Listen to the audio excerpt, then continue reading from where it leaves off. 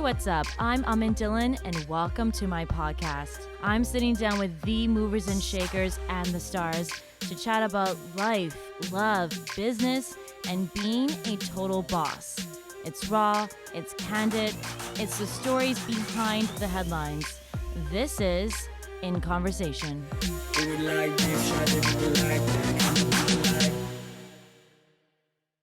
Welcome to the podcast, Dee Murthy. Thank you so much for being on the show. First of all, how are you doing? I'm doing great. Summer is in LA and looks like people are out and about. There's signs of life in the city again, and restaurants are starting to open this weekend. Parks are opening up. So I think, people are excited to get out and about in a safe way. Of course.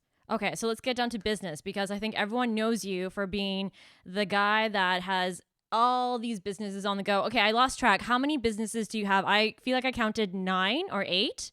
Yeah, we have 9 brands right now. 9 brands. So there you go. Some people can barely get one brand going. You have 9. So kudos to you. And today, that's why I'm going to get all the insight for all the entrepreneurs out there that are hoping to follow in your footsteps. So, First of all, we all know right now it's a very difficult time for any business, let alone an entrepreneur. So, for you personally, how have you been affected?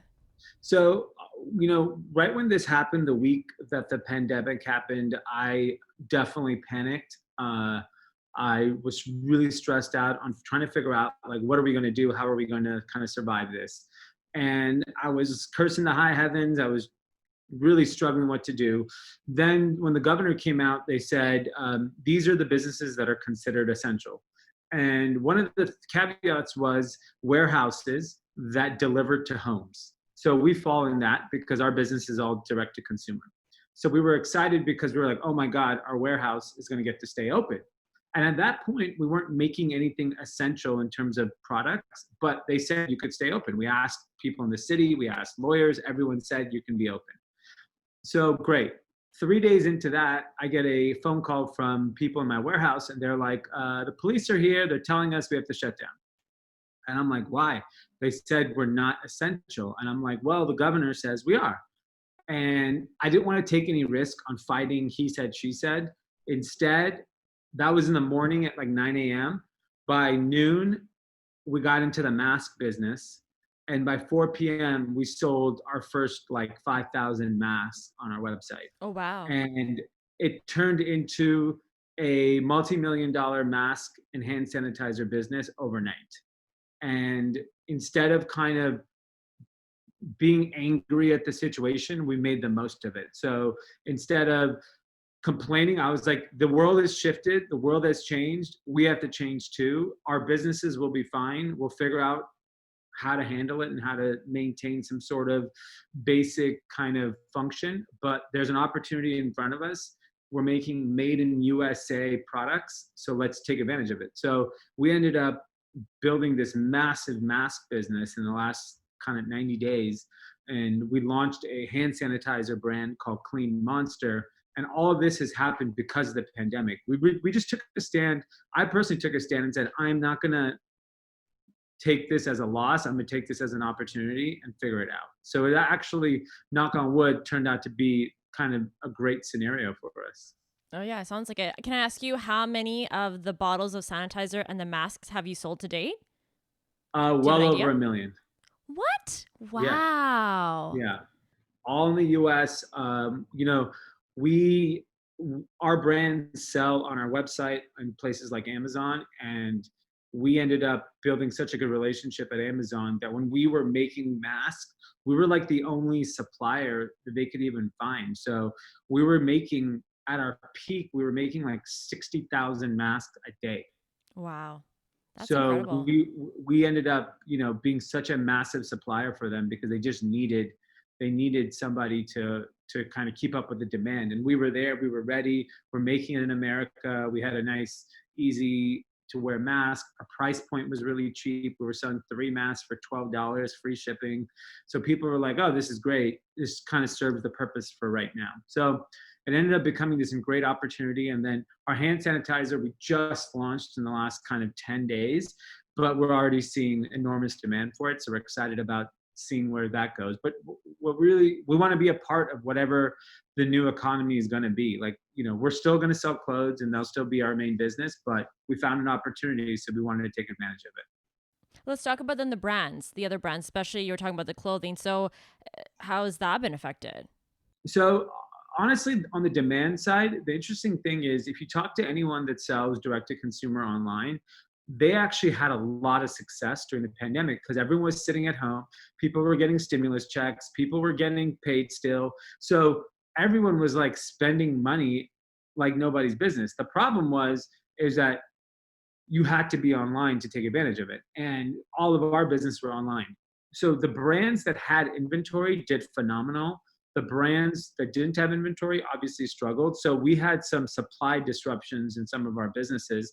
So like probably half our brands manufacture products in China, and everything out of China was paused. Like one of our shoe brands got their first shipment of the year last week.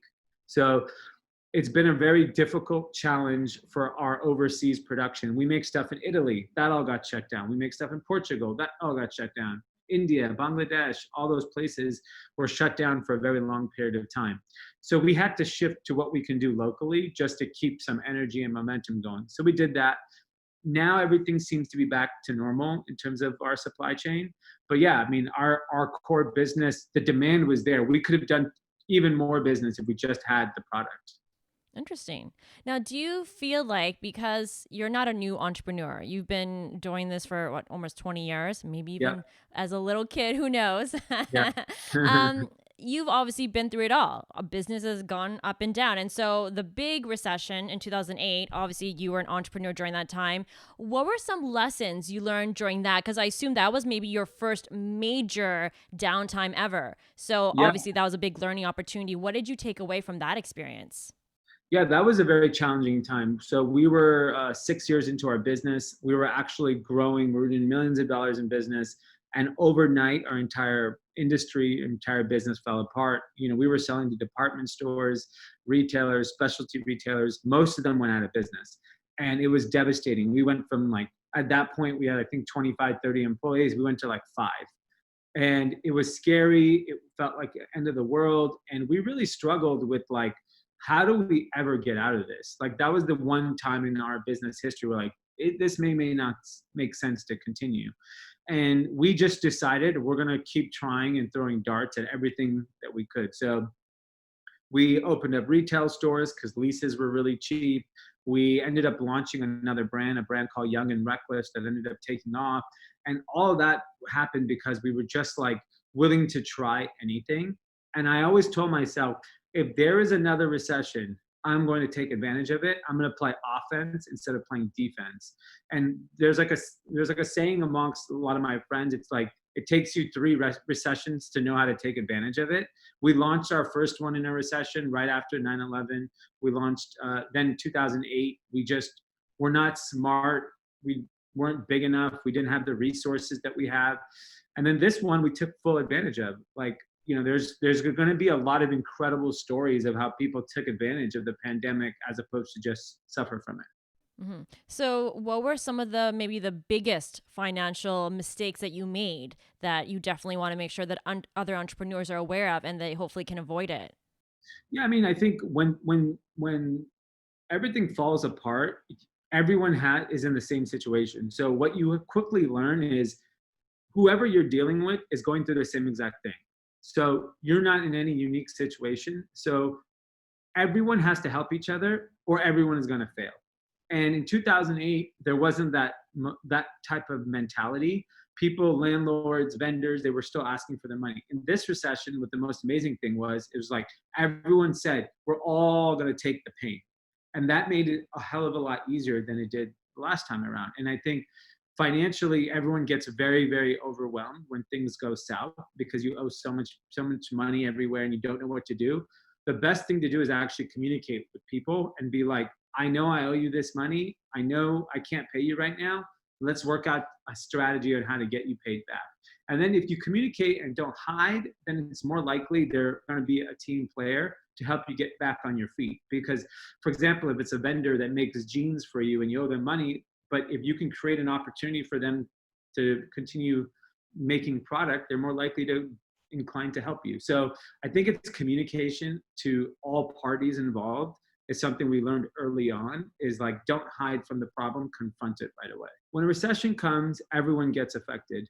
And you can either be very stubborn and say, I'm going to stay in this business no matter what, or you can go find another opportunity. And I've I had so many friends that got into PPE, selling PPE equipment, masks, hand sanitizer, whatever, because that's where the opportunity was. So even though I'm in fashion, I still know how to build a brand. I still know how to manufacture products. We just took our skill set and applied it to what the opportunity is right now. And I think for a lot of people, I remember the first time someone asked me, this was January of this year. I was very early on realizing that this was going to be an impact. And I was like, we should make masks. I couldn't even find anyone that would make them. No one even wanted to make masks in California. And then when things got serious, I was like, I want to make masks. No one wanted to make it. Finally, when the whole city got shut down, everyone's like, we'll make masks now. So I think it's like, you have to adjust with the times. And what the biggest advice I would give an entrepreneur today is look at all the habit changes that are going to happen as a result of this pandemic and find out where those opportunities are. Like the way we eat at restaurants, the way we shop at stores, the way we grocery shop, all is about to change. So figure out where you fit into that process, because nothing is going to be the same as the way that it was. Now that we know that this is a possibility, the way we travel, the way we vacation, the way we go to amusement parks, everything is going to change. So that's the opportunity. Like, be futuristic in your thinking of like how lifestyle changes are going to be impacted. Mhm. I want to ask you, the fashion industry. I was thinking about what the future would look like, right? So already I wanted to ask you about the retail. I know you've had retail shops, and it's interesting because now everyone's saying that the malls are going to be done. They're going to be dead, right? Like just like movie theaters, that everyone's going to be online. People are talking about even like Fashion Week. I've been interviewing some entrepreneurs that would be all about Fashion Week, but now they're like, now it's going to be just us posting on social media. Like they don't see it really coming back, or really, even if it does, not to the same extent. So what is your opinion when you think of fashion and the way we buy, the way you sell to, let's say, the bigger retailers? How do you see that landscape looking in the future?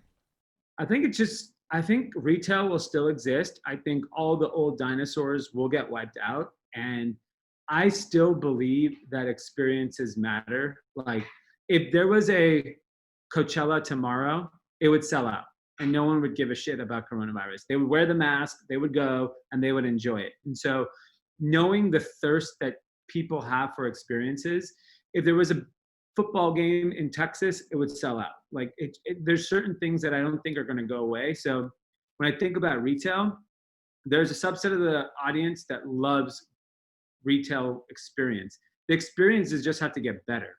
Like, going to a suburban mall in America is horrendous. Everything from the parking experience, the way you shop, the food. It's like, God forbid you're healthy, you can't even eat anything. So I think those are all going to change, and it's going to change with how people's habits are changing. I think there will be a wipeout of a lot of these people, and there's going to be new entrepreneurs that come up with new retail ideas. Like, I don't see Fifth Avenue going anywhere. I don't see Rodeo Drive going anywhere. Like, these are too iconic, too important to people. And if you're gonna buy, and take in luxury, if you're gonna go buy a $5,000 Chanel handbag, you don't want to buy it online. You want to go and drink champagne and get the whole experience. And I think that goes down to the entire shopping experience. Like, people still love going to places and buying things. And it just has to evolve. It was just a terrible experience. Like, walking into a Macy's is the worst experience. It's not, can't even find anyone if you want to pay half the time. So I don't think anything is going away. I think Fashion Week and cultural experiences like that, they're way too important to people. It'll just evolve. Like, maybe we won't be doing fashion shows and maybe we won't be on top of each other. But I mean, everyone I know, I go to Paris every year. It's the most fun time. Like, we're going. Like, the world will evolve and how that experience will change. But I don't think people are afraid to do those things. So, Dee, if there's somebody watching this that, let's say, is trying to get into the game, and then they're like, oh, COVID-19 just happened, and now I don't think I can now launch my business. I feel like you're all about creating those opportunities, especially during uncertain times, right? Yeah, this is a once in a generation opportunity we have right now. We're going to see this massive shift of uh, retailers, brands, all businesses that are just going to be gone, and there's going to be new businesses that need to supply all these people. They're expecting 25,000 retail stores to close this year in America. That those 25,000 stores were still doing business. All that money has to go somewhere, right? Like, some will go to Amazon, some will go to Walmart, and it's going to be fragmented to all these new businesses out there. So I think a recession is a great time to start a business. It's just being ultra focused on what you want to do and not be all over the place. Like, you really got to attack it very directly on what the opportunity is. Okay. So thinking back to when you were fresh out of university, starting your own first business to where you are now, what do you feel like you had known about business before getting into it?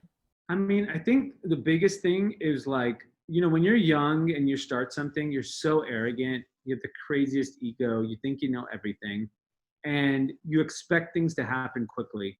And the patience that I've developed in kind of my last 5 years is, I think, what's allowed me to be successful more so than anything.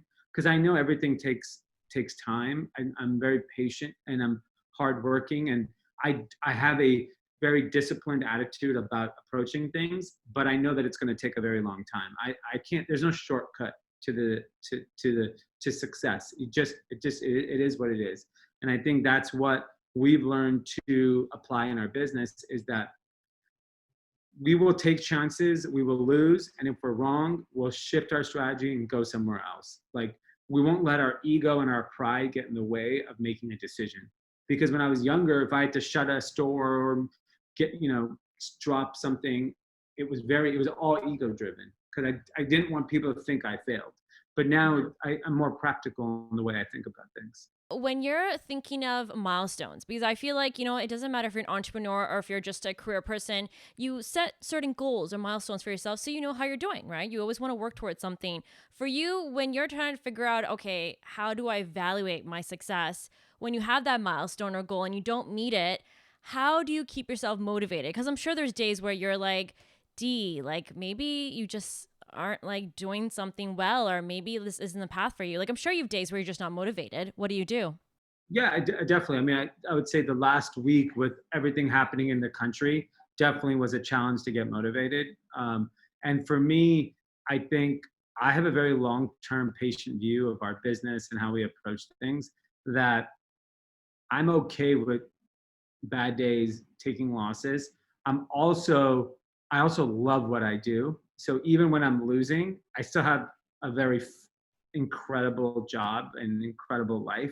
So I'm very grateful for that. So I'm always looking at it from that perspective, is that, like, it could be a lot worse, because a lot of my entrepreneur friends, they're always negative. They're always complaining about the situation. And I credit my mom for this. She always, you can look at everything in two ways. You can either look at it from a point of appreciation that you're at this point, or you could look at it from a point of, this is too tough. And my view has always been appreciation. So I don't really ever, from a milestone perspective, ever like get down on myself. I'll just be like, oh, it's just going to take time. Like, in life, I always viewed myself as a late bloomer. So my business is a late bloomer. Some of these things, some of my ideas took 15 years to take shape, but they did. And now it's incredible. So some of the things we did worked out right away. And I think, it's just, I think with age and experience, you're able to have this perspective.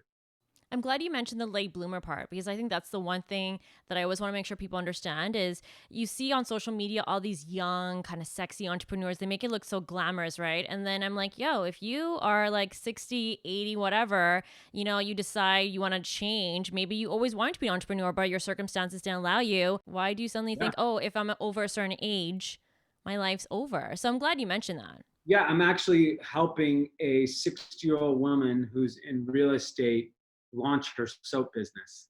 Her soap business? So like she's making handmade vegan soaps out Oh, of her cool. backyard. And so I loved the product because I used it. And so I'm helping her scale it up now. She's like, I want this to be my full-time job. I'm like, not a problem. We can make that happen for you. So it's fun to see that, like, but you have to have an open mind. Most people don't have an open mind. Most people are very have a very distinct view of how life should go and they accept it. I don't accept anything. Like you could do anything whenever you want. Anyone can do anything they want. So, what are your goals then for yourself? Do you feel like you are a success in your own eyes? Yeah, I mean, I think success has changed for me over time. So when I was younger, it was all about money and power and influence, things like that. Now it's really about impact around with the people around me, my community, and having a child really changed your perspective because like you want them to be proud of who you are as a person. So if I just crushed it as a business person but was absent their entire life, then I don't knowing what I know about life, that's not the image I want to leave with, my children or my wife. And so I think it's important that like I love work and I love the success and the opportunities it's given me, but there's more to life than just running a business. Yeah. You know what? I can totally see you being on Dragon's Den or something like that, or Shark Tank. I guess you guys Yeah. have it. Would you be open to something like that? Yeah, we're actually so interesting enough, our podcast that we started group chat got really popular and we signed a deal with the production company. Oh, nice. Yeah, and they're developing a show very similar with that, with the Shark Tank theme, but really targeting kind of people that aren't given opportunities. Okay, explain that because now I'm super curious. So, like, Shark Tank is shot in LA. You gotta. It's like a casting. It's like, you have to be in LA. So we're flipping it, and we're gonna come to you. We're gonna travel the Oh, country, finding the next great entrepreneur, and help giving them the platform that we have, whether it's money, whether it's resources, whether it's our time, mentorship, relationships we have, and that's like more fulfilling to me than like investing in startups, which we've done and we've been really successful at that. But like investing in a Harvard or Stanford grad student is like, okay, I get it. They're more likely to be successful, but like they don't need the help. There's plenty of people out there that weren't given the fair opportunity in life that we should be focusing our energy on. that is a really cool idea. Okay, let's do the dream casting. I don't know if it's just going to be you, but let's say you could have a panel of like different entrepreneurs. Who would be on your dream cast panel?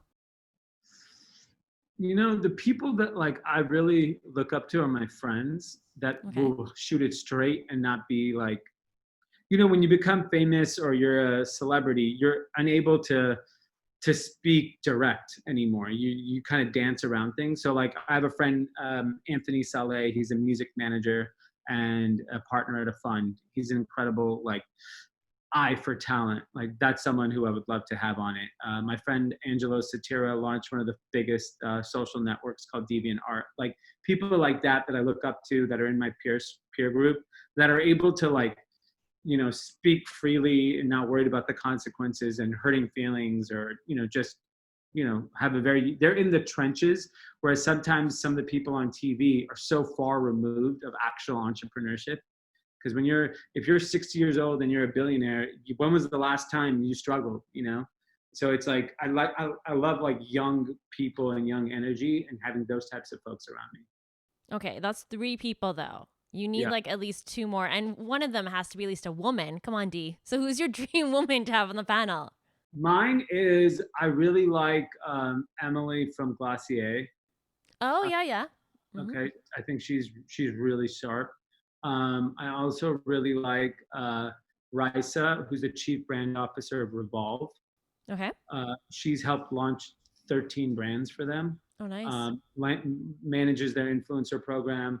She's a close friend of mine and like very, very intuitive when it comes to like consumer marketing and branding and things like that. So I think like that would round up like a pretty diverse, interesting group of people with like Hmm. backgrounds that kind of come from all different walks of life. Okay, I love this show. So hopefully we can get it going. Do Yeah, you think yeah. maybe like fall 2020 We can Uh, start I, like I I'm think just there's trying to a, get you to get going here on we've it. already started the process. It's long, so let's say next fall, I'm giving you to the 21. end of the year. I want to see like commercials beginning of 2021, okay? Okay. Deal? I would love that. I'll take it. I feel like you can do it. You've got the team. Actually, speaking of diversity, so I know you've been quite vocal online about the Black Lives Movement, and then I know you're starting an initiative to help Black entrepreneurs. So I wanted to ask you, as an entrepreneur, with everything happening, I think a lot of companies are taking a step back and looking around their own company, their own office to say, like, how are we doing with diversity and making sure we're giving equal opportunities to everyone? How are you addressing that? Yeah, so internally at our company, we've been fortunate. We're very diverse when it comes to women and different ethnic groups. We can always have more and more people in leadership, so we're aware of that, and we're taking effort.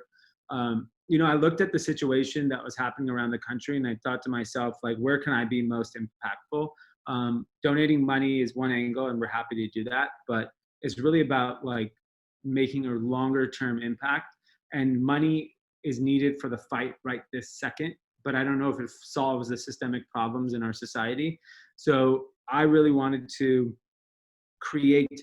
So like I mentor a lot of entrepreneurs, and I look for the guy or the girl that isn't given attention by like mainstream investments or mainstream culture because of maybe their background or where they're from and don't know the right people. So for me, opportunity is the ultimate equalizer. So I wanted to create a system where we can incubate Black designers, Black brand owners, and give them all of our resources. So we're going to do it for 1 year for one entrepreneur, and then help them transition into their own kind of situation, and then we'll pick one every single year.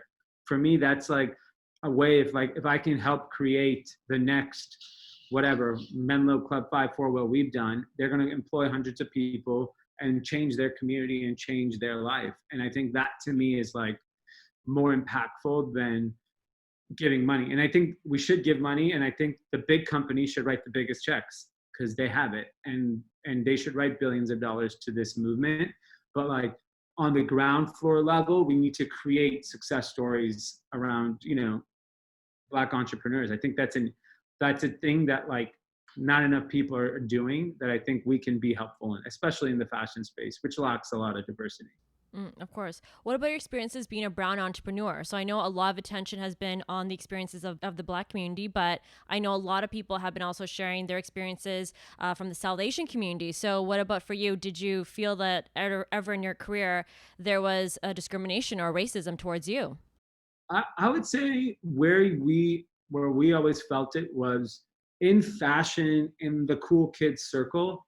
It's not a lot of people that look like me. Actually, there's nobody, because it's a very close knit community, and it's very hard to break in. And I think you're more likely to let people that look like you to break into that community. And today, I would credit what happened in streetwear, which becoming streetwear became so mainstream, and streetwear is very multicultural, very inclusive. And I think the the prominence of streetwear allowed for people like me and a lot of my peers to break in.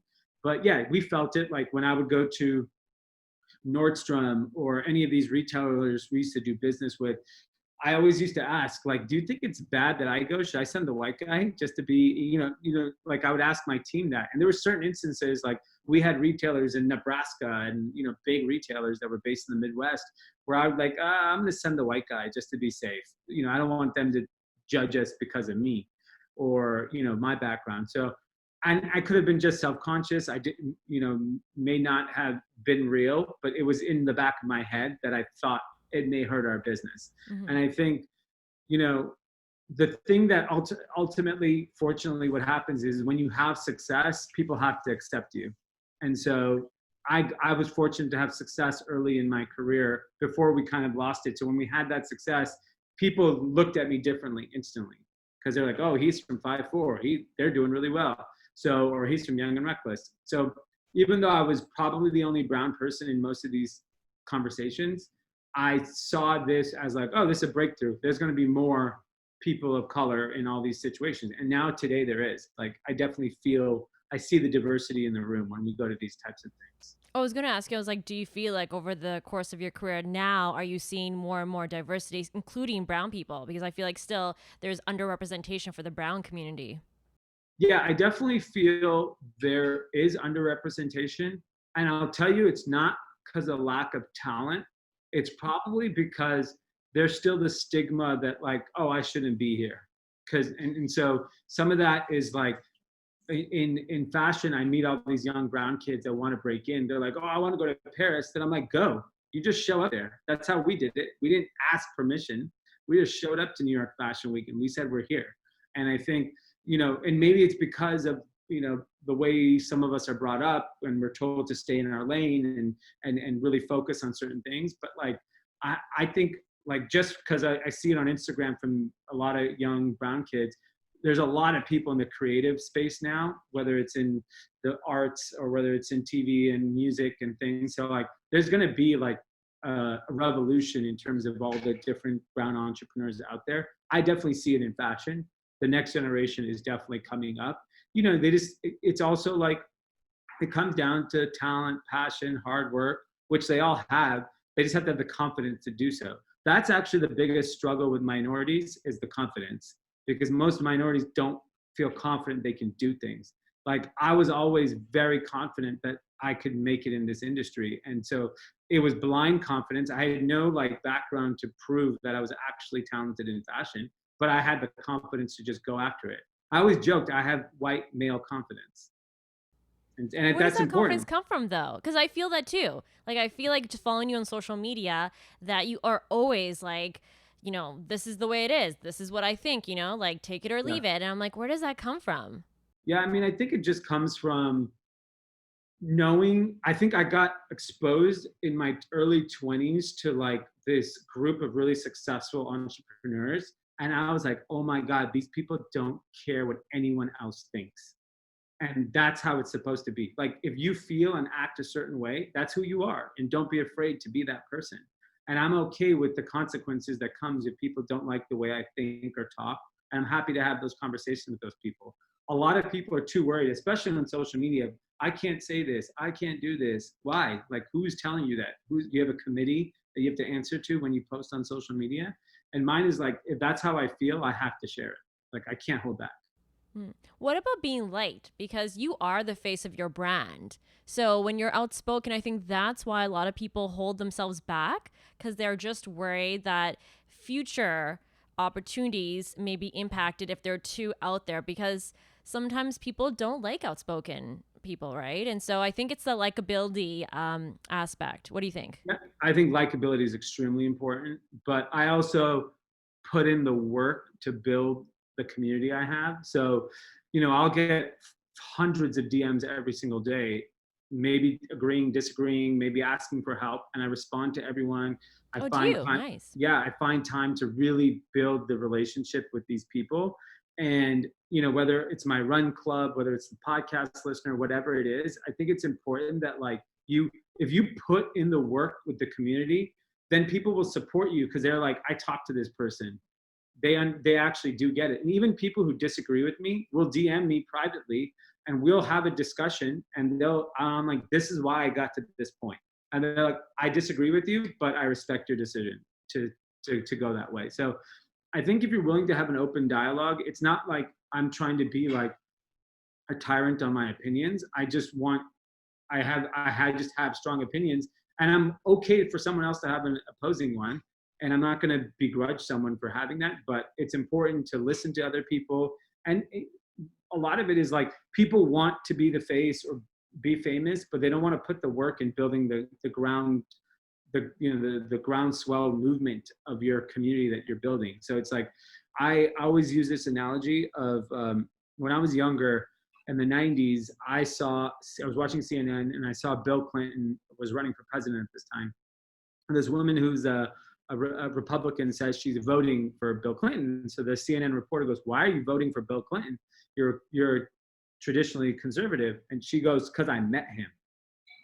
And I was like, "Oh my God." And it didn't really hit me till later in life, that same visual. But I was like, why can't I just meet everybody? I'll go meet I've met thousands of people. I'll go build these relationships, and that'll be my community that I'm building. At the end of the day, for what I do for a living, I don't need millions of people to know who I am. I just need to have a solid group of people that will be my evangelists for my brands.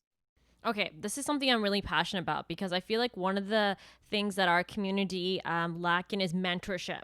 I Yeah, know, especially when I was growing up, I never saw anyone that looked like me in media. Now it's a yeah. great time, but I still feel like there's not enough mentors that Hmm. we feel like we can identify with. So it gets back to the lack of self confidence, right?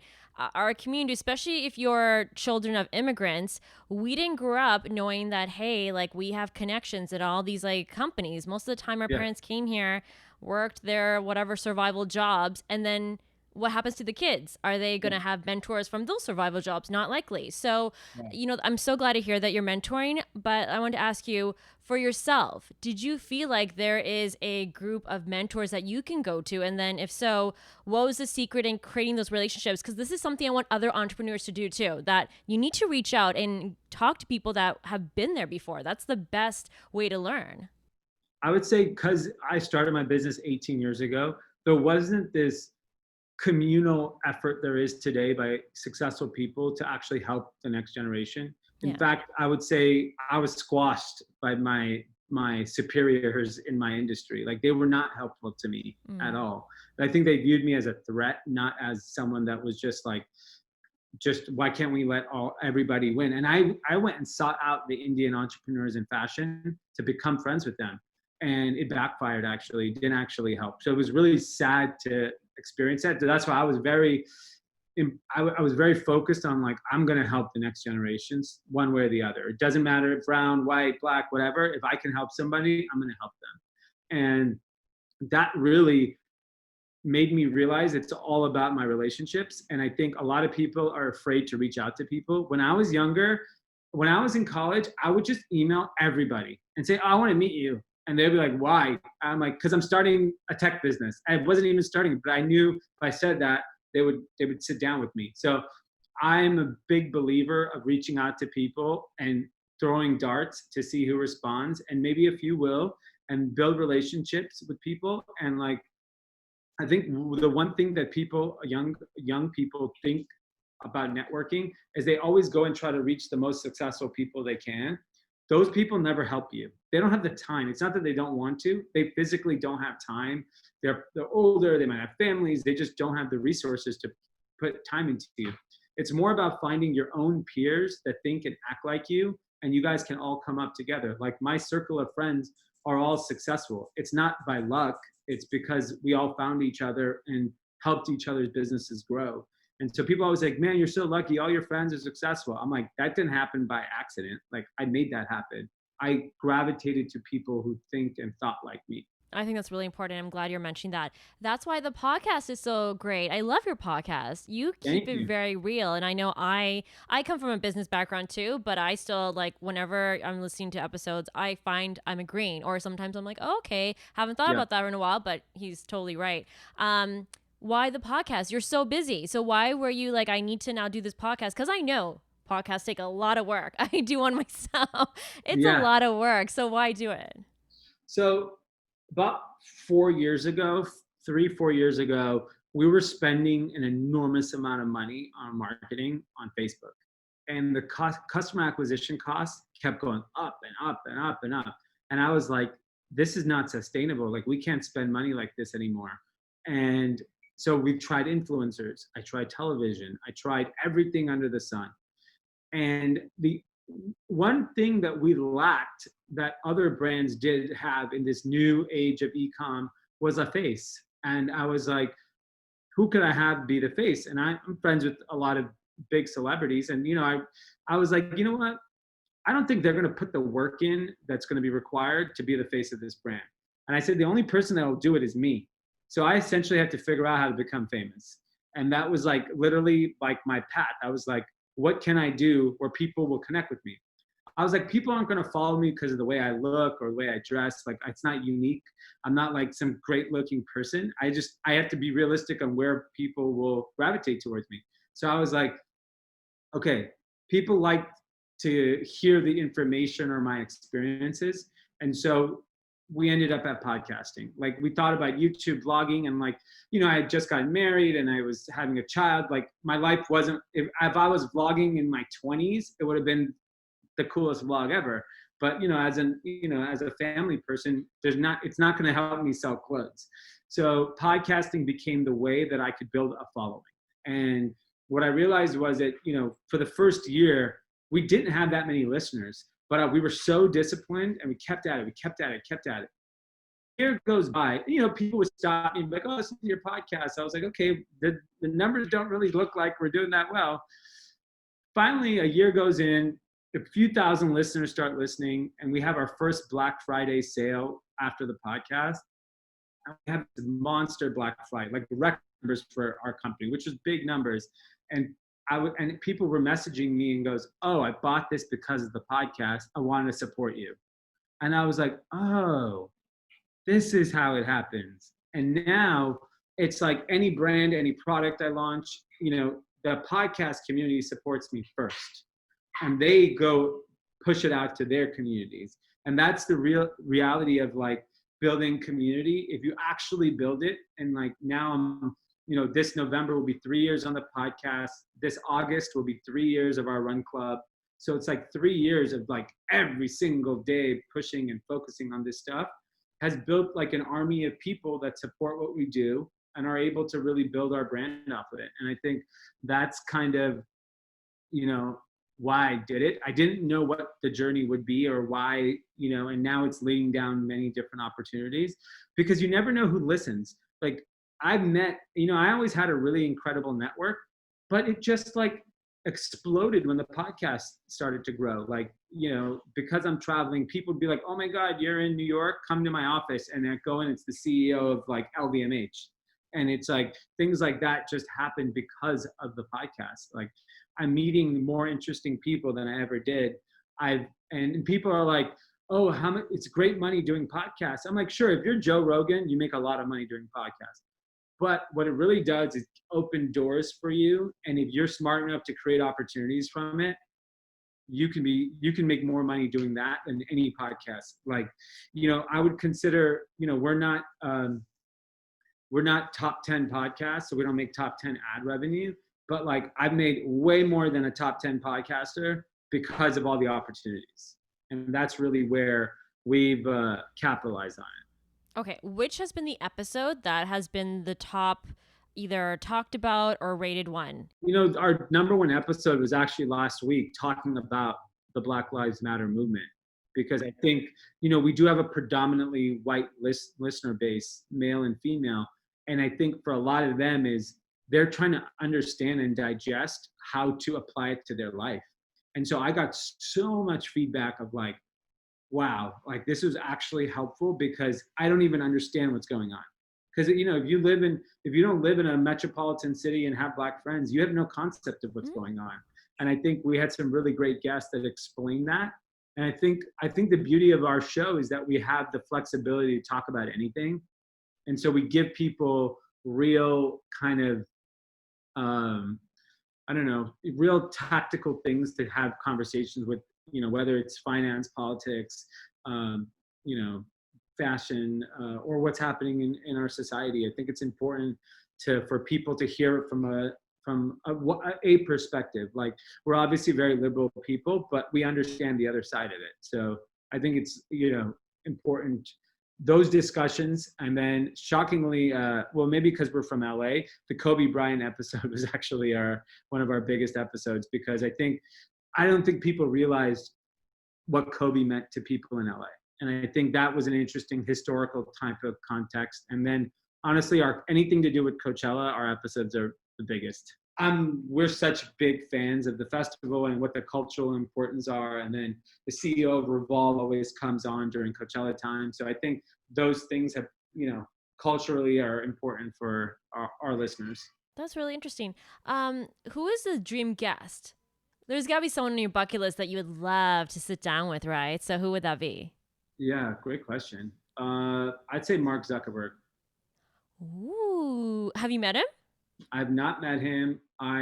if he would come on and have like a candid conversation, that would probably be the best guest. Because to me, I'm obviously an advertiser on the platform as many people are. I just think they they're the most powerful company ever, in my opinion, and not because of money or size, but of what influence they have over our population. And it concerns me at the rate at which they're handling their business. So I think, to me, Mark Zuckerberg, and really being able to ask him, like, do you have any empathy or any feeling in your bones to understand all the problems? You've done a lot of good for society, but there's unfortunately some bad of it. And how do you process that? Like, how do you live with yourself? Okay, so after we're done this interview, I'm thinking, are you gonna DM him? Are you gonna reach out? Because that's the way you do it, right? Yeah, I'll happily do it. I think I have to. I think hopefully, it's funny. A lot of the employees at Facebook listen to group chat, and they all agree with what we're saying, but they're afraid to speak up because they don't want to lose their job. So it's an interesting. Yeah, I will DM. Why not? Oh my gosh, I'm totally taking credit for this episode, by the way. I hope Yeah, somewhere it's just yeah, like, thank you. Special shout out to and Dylan. Thank you. yeah. If you guys do an Instagram live, I'll just like pop in and just be like, just wanted to bless you. Hello. I Yeah. have nothing to talk about. You motivated it. Thank you. Yeah. Actually, is that something you're thinking of doing? Because I know you're really active on social media. So is that just by fluke, or did you actually kind of like study it, come up with a strategy, maybe bring on a consultant and go, okay, I want to be the face of this. I want to get famous so that I can, promote myself in the business. But social media, that's like key, right? And I think you do a really good job. Thank you. Honestly, I met someone who comes to my run club, a young person who, like, wanted to be around me and wanted to learn about fashion. And then I just asked him one day, I was like, what should I do? Like, tell me what to do. I'm lost. And he really broke it down for me about this young kid. He's 18 years old, goes to me, he goes, why should I follow you? And I was like, oh my God, I don't have the answer to that question. That's a great question. And that changed my perspective of, like, I need to add value to people's lives so that they'll follow me. And I need to be realistic on where in the value chain I fall. So for me, I fit in the information section where, like, I should be here to inform you and educate you and give you access to information that maybe I'm only privy to, whatever it is. That's where I realized on social media where I can thrive, as opposed to, just great pictures or great videos and things like that. Because I'm like, ultimately, that's not I want people to connect with me because how I think, not because of how I look. So I think that was a very pivotal question this kid asked me. He was like, why should I follow you? And I was like, damn, that's a great question. And that really is the question I always put to other people who are looking to figure out. Give people a reason. Why should they follow you? If someone walked up to you in the street and you said, follow me, and they ask why, what's your answer?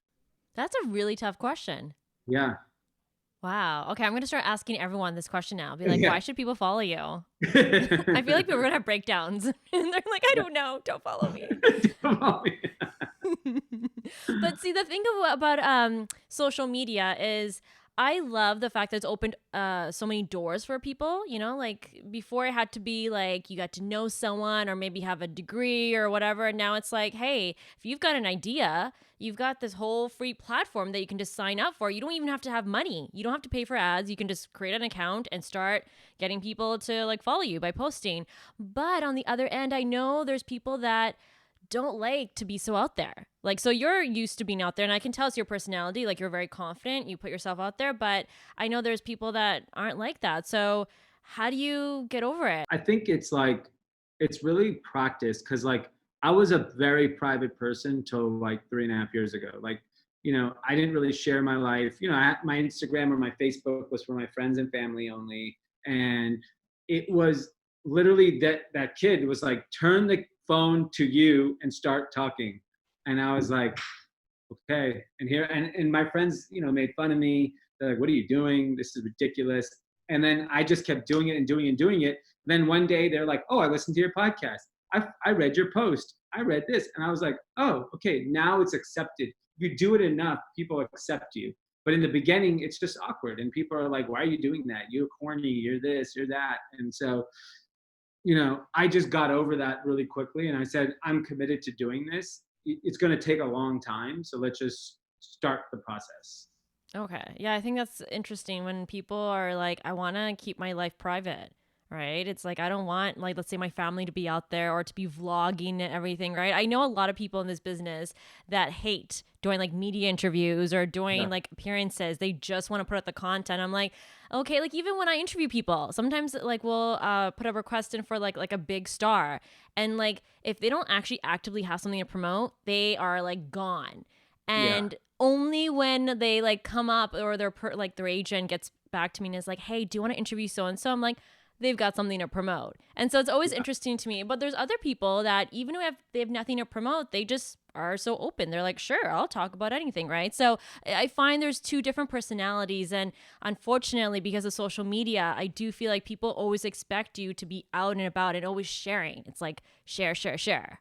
Yeah, and I think what people need to realize, if you want to have a consumer based business, a media business, you want to be an actress, an actor, if or a musician, if you're not connecting with people day in and day out, we just forget about you, and then that's it. You're not a big star anymore. And you see this in music, you see this in TV. It's like, like I work with so many celebrities and their brands. We have a service side of our business, and the celebrities that actually sell product are actually YouTubers, not A-list stars. I work with A-list stars that couldn't sell shit, but I can find a YouTuber that can do $1 million in 5 minutes, or an esports team because they're posting every single day. It's like people need to realize that if you actually do connect with people on a daily basis, you can sell stuff. Your music will do better. Your TV show will perform better because there's a deeper connection.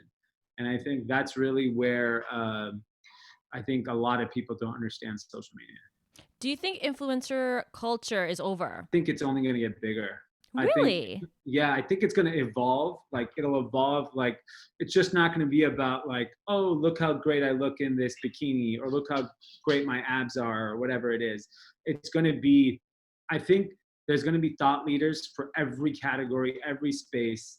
And brands are finally going to realize that you're better off finding someone that's influential to a group of people, even if it's not millions of people, because it'll actually have a bigger impact for your brand.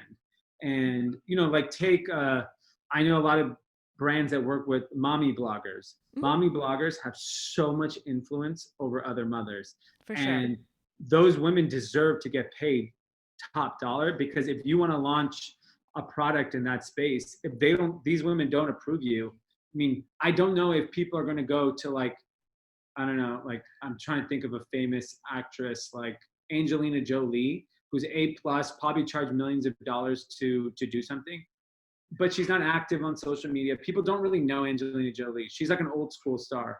And so will people connect with her on the soap she uses? I don't know. I think it could be tough.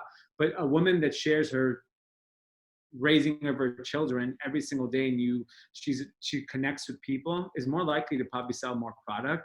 So I think there's an opportunity to be an influencer more so than ever, but it needs to be a little more thought out than what it was a year or two ago, which was just like, here I am, post a picture and stuff. Those aren't going to convert like they used to, but like people that are doing thoughtful, really great quality content, I think can really capitalize. So are you still interested in working with celebrities or are you now moving towards just regular people that are influencers? So we do work with a lot of celebrities, but we work with them on the back office side of things, where we'll do their fulfillment, their customer service, brand strategy. With our brands, I don't work with any celebrities on any of our brands because it's too fickle. I don't believe in it. I think we used to be very celebrity driven, and for Young and Reckless, we work with Post Malone, Meek Mill, so many artists, but like it was so hard to work with these people because they're just not interested. They're interested in a quick check and not really trying to focus on building your brand. But if a celebrity wants to build a brand and is willing to put the work in for their brand, we're happy to work with them. and help build out the back office. So one of the other things that I feel like entrepreneurs struggle with is that balance, because I mean, I'm an entrepreneur too. You live and breathe this. It's not like you can just like close the door. It's not 5:30 and you're like, "Okay, I'm done for the day." It's always something is going on. So I find that it bleeds into your family life. Now, we know you're married. We know you've got a son. You have a baby on the way. So congratulations. Thank you. How do you make sure that you have a happy family life at the same time in order to support your entrepreneur dreams? I think it's really hard. I mean, for me, I mean, my wife really gives me the flexibility to pursue my career. Um, I don't think it would happen if it wasn't for her and her support. It's, we've talked about this. There is no such thing as balance. It's really, really hard to have balance. There's extreme times where I'm literally all focused on business and there's absolutely no balance. And then there's times where I have slower times where I can, in the mornings, put my phone away, in the evenings, put my phone away. And there'll be times where I can do that and be more present. I think the quarantine helped a lot because I was able to sit at home and actually spend time. And obviously I'm still working. I still have my phone, but balance is a very, very tough thing. Like it's almost, and I could be completely incorrect, and 10 years from now I'd be wrong, but my view is like there's going to be this like portion of my life where I have to really focus on career to really allow us to live the life we want to live in the future. So giving up some of that time today in hopes that that will change in the future is what my goal would be. Obviously I can't predict how our business does and if it will achieve that success, but I think the balance on a daily life, it's just like when you're home, you just have to be present, right? Like my wife does a great job of like, put your phone down, put it away, and then do whatever you want after that. So I think those things have allowed me to, on a day-to-day basis. And then it's being more efficient with your time when you do things. Like I don't go out to dinner with my friends like I used to. If I can make it work/friends, amazing. Then I'll knock it all out at one time. But I don't need to do that. I have no urge to do that anymore. Like I'm happy. I love spending time at home or going out as a family. So I think I've become more efficient. And even with travel, like before I'd go 4 days somewhere. Now we go 1 day somewhere and come back and forth because it's work related. So it's just evolving, and I think there's also a different view of life I have. I appreciate the home life and, being at home. And when I was younger, I never stayed home. I was gone. I traveled every single moment I could. And that was a different phase of life. And we'll get back there. Well, I'm sure when our kids are out of our house, we'll go back to that life. But today is just, unfortunately, it's very hard as an entrepreneur to have balance. Well, that's why it's great that you were able to actually find someone and get married, because I feel like because you've been in this business for so long at such a young age, you never really had a time period where you were just like a 9 to 5er. So Yeah. in that way, you're also very lucky too. Yeah. I mean, like, I remember the first time I went to a happy hour was like 10 years into my business. My brother was like, we should do a happy hour. I was like, what time is that? He's like, 5 o'clock. I'm like, 5 o'clock? I I was think like, it's even earlier. I think it's like 4 or yeah. maybe. Yeah, there was a restaurant near our office that used to do 4 to 6 happy hour. I'm like, we don't even leave the office before 6. So how was your first happy hour? Was it It the was best thing great. ever? We did it the whole summer. After the first time I did it, I was like, this is great. Day drinking, like 3 o'clock, getting hammered. This is awesome. See, that's actually really funny that people think being an entrepreneur is like that like you don't have a boss, so you can like fly anywhere and party it up. But I'm like, I don't know who has the energy for that. Like most of the time, I'm like, oh, 10 o'clock. I would love to go to bed. Yeah, exactly. I want to end this podcast on a really positive note. So, what is maybe the best piece of advice? I know you've given a lot during this podcast, but if we could leave one last piece of advice for people that are tuning in, what would it be in terms of making it? Patience. I think everything takes a long time. To be great at your craft, you got to work hard at it, and it just takes time. Like you can't cheat. Like if you look at a musician, an athlete, or any of these people that are public figures, we watch how hard they work to get to this point. And so same goes as an entrepreneur. You get better with time. Like the decisions I make, the relationships I had, the experience, I'm able to think quicker, think more efficient. All those things have happened because of time. If I had started my entrepreneur career today, I bet it probably would have taken the same amount of time to get to this, same exact point. So I think there's nothing you can do to cheat time. You just have to be patient and have a positive attitude toward it. Okay. By the way, I'm so sorry. I know I was going to cut this interview, but you made me think of something else. Do you Yeah. believe in having a plan B? I don't. I have a very high appetite for risk. And so my feeling is I know I can figure it out. And that's purely ego. There's no fact to base that. That's just ego that I know I can figure it out. Okay. But do you think, like, for entrepreneurs, I love Dragon's Den and, Shark Tank. And I've noticed a lot of the entrepreneurs that are on there, they'll ask them, be like, are you doing this as a full-time gig? And they're like still working a job while doing this. And that's actually sometimes why they won't give them the deal, right? Because they're like, I don't think Yep. you're all in. But I'm thinking, this person has a family, like they got a mortgage, like they got to be smart. So I was just wondering, do you think that you should play it safe by being like, oh, like keep that job that you hate while doing this as a side hustle until it's like at a certain level, or just be like, this is my passion, this is what I want to do, like I'm quitting my job and I'm just gonna go all in? I think it matters at what phase of life you're in. So if you're in your 20s and you don't have anything to tie you down, or you're in your 30s and you've worked a little and you have a little money saved up, then you should go for it, because that is a rare opportunity when you don't have any attachments and you don't have any real responsibilities. I talked to a kid today that wants to launch a luxury women's footwear brand. I was like, you need to move to Milan and live there. And he was like, why? And he's like, I'm like, you don't know anything about manufacturing luxury footwear. If you lived in Milan for 3 months, you would know. And I have a business partner of mine that lived in Guangzhou for 5 years in China and became an expert at it. So I think it depends on the phase of life. If you're married with kids, then you have to be more calculated in your approach on how you do it. And you just have to work twice as hard, because you're going to have to keep your job and you have to work on nights and weekends. So I have friends that want to dive into entrepreneurship, but they don't want to give up their lifestyle and they have no attachment to hold them down. I'm like, you're not meant for this then, because you're probably going to go broke being an entrepreneur, because we've all been there. You hit rock bottom before you actually see any success. So I think it really matters on the phase of life you're at. Okay. Thank you so much. This has been really great. Great. Thank you. Hey, everyone. I hope you enjoyed this interview. For more videos like this, subscribe to this channel. Put them in the dirt, say it again, man, and that's a reverse. Never rehearse, jumping in first. Call up the nurse, put the beat in the hearse. This is absurd, take a berserk. Don't get on the tracks, man, and they better swerve. Don't got a nerve, man, I never curse. Just casting these